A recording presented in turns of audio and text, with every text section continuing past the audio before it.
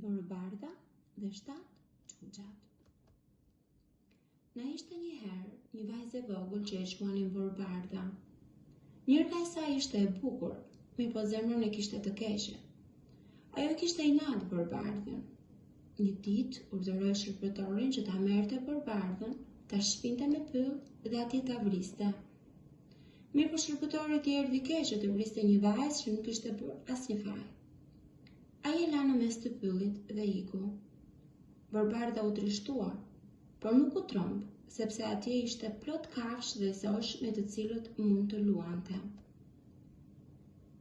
Po ere, Bërbarda mendonte se ku mund të kalonte natën, pa pritur pa një shtëpis, dera që e hapur.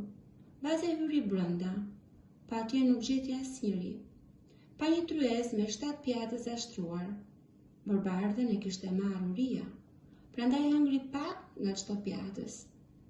Hyri në një dhomës tjetër, atje pa 7 shtretër të vegjël.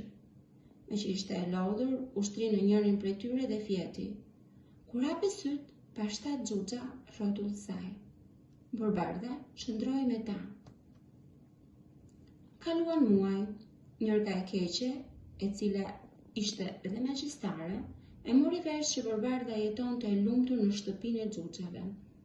Atëherë ai u vesh si plakë e varfër dhe zdrush shkoi deri te kasolla në pyll. Kërkoi të çlodhej dhe Bërbarda e futi brenda, as që shkonte në mend që ajo mund t'i bënte keq. Shtriga plak i dha një mollë. Bërbarda e falenderoi dhe nisi të hante.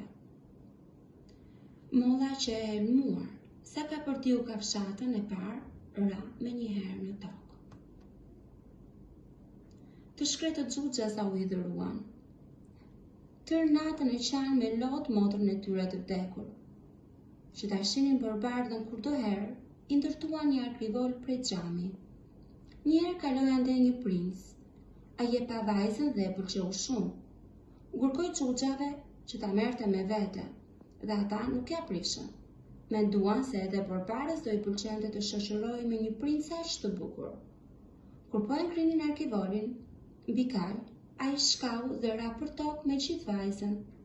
Nga tronditja, Bërbardës i doli nga gryka kafshata e mollës së helmuar. Vajza u përmend dhe shkoi me princin në kështjellën e tij të bukur. Ata u martuan dhe jetuan të lumtur për gjithmonë.